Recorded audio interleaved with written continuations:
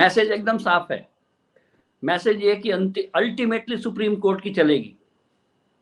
Ultimately supreme court के आदेश के अनुसार 31 जुलाई के बाद एक नया ईडी चीफ बनेगा, और नए ईडी चीफ की तैयारी ये सरकार कर चुकी है। मैसेज क्लियर है।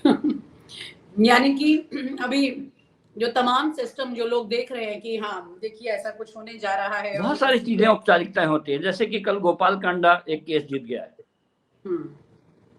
लेकिन उसके खिलाफ एक याचिका ऊपर जाएगी, उसके खिलाफ अगर और कुछ खारिज हो जाएगा तो और ऊपर जाएगी।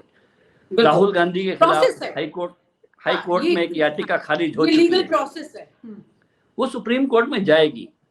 4 दिन बाद आपको बहुत बड़ी खबर मिल जाएगी सुप्रीम कोर्ट से, राहुल गांधी के मैटर में। Of course. तो लेकिन ये कहा इन प्रोसेस को, ये डेमोक्रेसी की प्रोसेस है, इनको मोदी, मनमोहन सिंह, नरसिम्हा राव, इंदिरा गांधी से जोड़ के मत देखिए। ये कंटिन्यूटी है सरकार, विपक्ष और लोकतंत्र की। बिल्कुल ठीक कह रहे हैं आप, आई एग्री विद यू। ये वो प्रोसेस है जो कि कोई भी गवर्नमेंट होती है तो वो लीगल अपने किसी, पहली बात तो हाँ, लेकिन इस सारे प्रोसेस में ये भी इम्पोर्टेंट चीज है कि आप अपने चहेते को किसी तरह से इसी प्रोसेस के सहारे मैनेज रखने की पूरी कोशिश करते हैं। ये नियत पे सवाल उठ जाता है, ये दिक्कत है। ठीक है, सरकारें ऐसा सिर्फ ये नहीं पहले भी करते रहे हैं, लेकिन जो भी करते रहे हैं वो गलत करते रहे हैं। ये नियत का नहीं, अब इज्जत का सवाल है बस। हमने किसी को नियुक्त किया, हमने उसको एक्सटेंड किया, सुप्रीम कोर्ट ने उसको इलीगल कह दिया, ये इज्जत का सवाल है। वो बचाने की कोशिश है, जो बचेगी नहीं, जो बचेगी नहीं इज्जत। अच्छा, तो कुल मिलाकर कल जो 3:30 बजे सुनवाई होगी और जो सामने फैसला आएगा वो लगभग आपको समझ में आ गया होगा कि क्या होने वाला है। और मुकेश जी ने काफी अच्छे फैक्ट सामने रखे हैं और प्रोसेस इसी तरह चलता है, आपको इसी प्रोसेस से गुजरना होगा। ये सारी तस्वीर सामने आ जाती है। तलाशिएगा कि वो कौन महिलाएं हैं जो बनने वाली हैं ईडी की चीफ।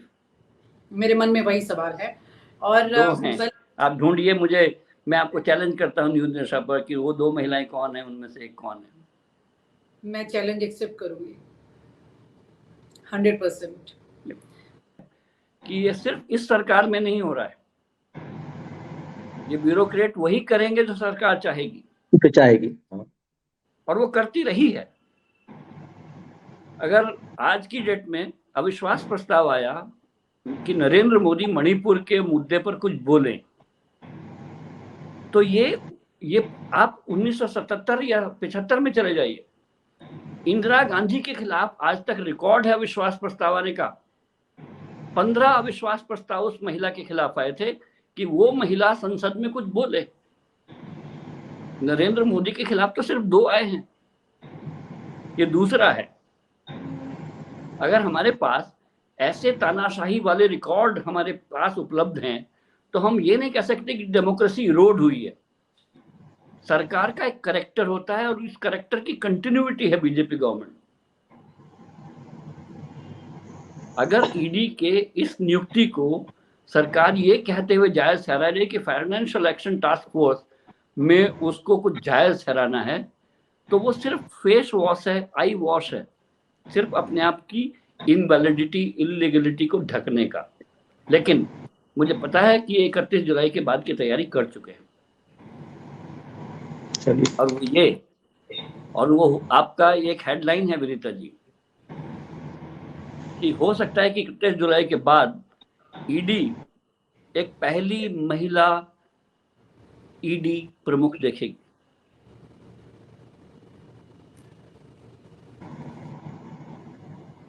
और भ्रष्टाचार के खिलाफ वार करने में महिलाएं सबसे आगे होंगी, ये सरकार कह सकेगी। और जो ईडी पर आरोप है कि महिला एक्टिविस्ट को परेशान किया जाता है, कि कविता राव जैसी जो तेलंगाना की महिलाएं हैं, जब वो मौजूद होती हैं तो उनके खिलाफ पूछताछ में कोई महिला मौजूद नहीं होती है, या जब ईडी के खिलाफ जो कार्रवाई सोशल मीडिया पर महिला एक्टिविस्ट चला रही हैं उन पर ईडी पूछताछ करती है, उस समय महिला वाले फैक्टर को लेकर थोड़ा विश्वास मेरा कुछ दिनों से हिल गया है। जब मणिपुर की घटना हुई और हमारे देश की प्रथम नागरिक जो महिला हैं और वो कुछ नहीं बोली थी, तो तब से किसी पोस्ट पर किसी महिला के होने से, क्योंकि वो बड़ी एक वहां से कुछ सुनने के लिए बहुत सारी महिलाएं इंतजार कर रही थी। हालांकि ठीक है, ये परसेप्शन रहा है कि महिलाएं किसी पोस्ट पे जाएंगी तो एक उसका असर दिखेगा वहां पे, लेकिन जेंडर नहीं, पोजीशन इंपॉर्टेंट हो जाती है इन सब जगहों जाकर। ये भी सवाल एक जेंडर पोजीशन का नहीं है। आज की डेट में भी आप भी जब भी बोलते हैं तो हम बोलते हैं ना, पहली महिला राष्ट्रपति, दूसरी महिला राष्ट्रपति है। अगर ईडी की चीफ एक महिला होगी तो ये सरकार बड़ी फख्र से कह पाएगी कि भ्रष्टाचार के खिलाफ एक अभियान ना महिला चला रही है। और महिला ही नहीं, वो जो महिला एक्टिविस्ट हैं जो सोशल मीडिया पर इस सरकार को घेरे हुए हैं और जिनका कोई इलाज नहीं हो पा रहा है, उनके खिलाफ अभियान चलेगा। तो मुकेश जी, यहाँ पर महिला वाला फैक्टर वो ले आएंगे, लेकिन वो जो मजबूरी है संजय मिश्रा के साथ वो पूरी हो जाएगी इससे? जो भी मैनेज किया होगा ना, सिर्फ महिला तो नहीं ला रहे होंगे। संजय मिश्रा एक वो मोहरा है, वो 31 जुलाई को खत्म हो जाएगा। हमारे एक व्यूअर कह रहे हैं स्मृति ईरानी को ईडी का डायरेक्टर बना दीजिए। वो तो है ही पहले से। Political leadership is always above than any above the bureaucracy। अगर आप नवंबर 2022 के डिसीजन पर जाएं, जो कोर्ट ने कहा था कि किसी भी अधिकारी का extension rarest of the rare cases में होना चाहिए सुपर एनुएशन के बाद, तो एक अलार्म बेल था सरकार के लिए कि हम किसी भी अधिकारी का एक्सटेंशन देते समय ये सोचें कि उसको कितना एक्सटेंड करना है। अगर इस सरकार ने उस अलार्म बेल को सुना होता तो शायद आज ये नौबत नहीं आती कि संजय मिश्रा का एक्सटेंशन के लिए उनको पहले सुप्रीम कोर्ट से इलीगल घोषित किया जाता। Are you getting me Vinita? Hello Mukesh ji, आप बोलिए, आवाज सुन रहे हैं, आप बोलिए। ठीक है, तो ये नौबत सरकार के ऊपर आन पड़ी थी। लाइक पिछली सुनवाई में इस इशू पर बात जब हुई तब सुप्रीम कोर्ट ने जानना चाहा था और सरकार का एक प्ली ये था कि फाइनेंशियल एक्शन टास्क फोर्स की एक रिव्यू विजिट होने वाली है और जो prevention of money laundering act के जो मामले हैं, जो इंटरनेशनल लेवल पर भारत की जो पोजीशन है उस पर, पीएमएलए पर, उसकी कंटिन्यूटी को बरकरार रखना है। तो कोर्ट ने ये कहा और बहुत वैलिड सवाल पूछा था कि मान लिया कि इस बार तो हमने आपको माफ़ कर दिया, लेकिन अगर पीएमएलए पर एफएटीए की, फाटा एक्शन टास्क फोर्स की एक और विजिट फिर हो गई तो क्या फिर मैं इनको एक्सटेंशन फिर दे दूंगा?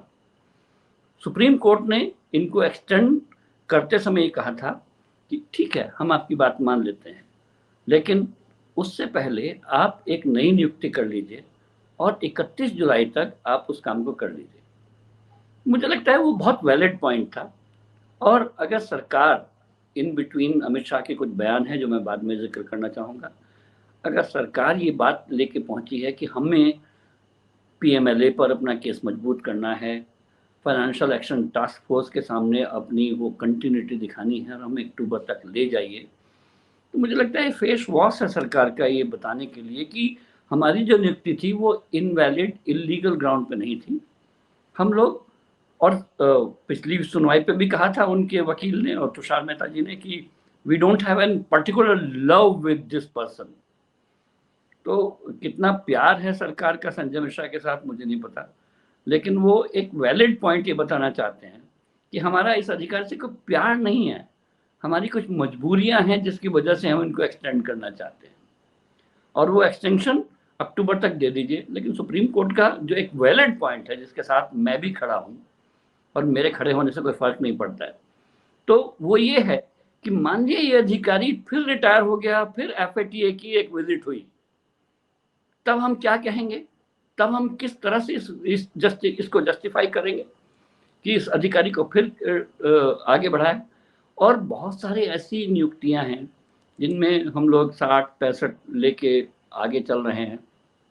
पीएमओ में भी बहुत सारे अधिकारी हैं ऐसे जो 60-65 की उम्र को पार कर रहे हैं और जहाँ तक आप कह रही थी कि कोई रिटायर नहीं होना चाहता, तो कोई रिटायर नहीं होना चाहता। हमने बहुत अभी रिसेंटली 2 साल पहले देखा था कि आर्मी चीफ से बन के CDS बने थे बिपिन रावत, उसके बाद वो 65 साल के हो गए थे। बहुत सारे अधिकारी हैं और कोई भी अपनी कुर्सी से जाना नहीं चाहता और वो अपनी जस्टिफिकेशन बताता रहता है। आपने जो जिक्र अभी किया है, इससे एक और सवाल उठता है। जब मोदी सरकार आई थी 2014 में, तो उन्होंने एक रूल बनाया था कि एक कार्यकाल के बाद दूसरे कार्यकाल में जो उनके जो OSDs होते हैं ये रिपीट नहीं करेंगे। वहां एक तरफ ये तस्वीर है और यहाँ दूसरी तरफ लगातार एक्सटेंशन है। वो भी नहीं, मैं तो इससे और भी ऊपर जाना चाहता हूँ कि भारतीय जनता पार्टी को मैं इस मामले में सैल्यूट करना चाहता हूँ कि उसका खुद का ये नियम है कि हम 75 साल से ऊपर के आदमी को टिकट नहीं देंगे, ठीक है। और ऐसे में वो ब्यूरोक्रेट्स को इतना क्यों लंबा टांगना चाहते हैं? अगर पॉलिटिकली वो अपने ही लोगों को 75 साल में रिटायर कर देना चाहते हैं, तो ब्यूरोक्रेट्स को तो 60 से पहले ही रिटायर कर देना चाहिए। लेकिन अगर उनको साथ में रखने की कोई मजबूरी पैदा हो, उसको जस्टिफिकेशन बहुत प्रॉपर होने चाहिए। और मुझे नहीं लगता कि ईडी के इस केस में, जिसमें 17 नवंबर को सुप्रीम कोर्ट ये कह चुका हो कि नाउ ऑनवर्ड्स जो आदमी रिटायर हो चुके हों उनका extension rarest of the rare case में होना चाहिए, तो सुप्रीम कोर्ट अपनी जगह जायज है और सरकार को अपनी जमीन खुद तलाशनी चाहिए। हाँ, लेकिन वो जमीन नहीं तलाश रही ना, वो एक सीधा निशाना लगा रही है जो तलाशने का नहीं है, जमीन तलाशना नहीं है। उसको सिंपल ये बताना है कि हमने जो किया वो इलीगल नहीं था, वो किसी आदमी से प्रेम नहीं था, it was not out of love, वो कुछ मजबूरियां थी जिनकी वजह से हम चाहते थे। वो आखिरी जस्टिफिकेशन है और मुझे पता है कि 31 जुलाई के बाद की तैयारी सरकार ने कर रखी है। आप हमसे जुड़े रहने के लिए सब्सक्राइब करें YouTube पर, फॉलो करें Twitter पर और लाइक करें Facebook पर।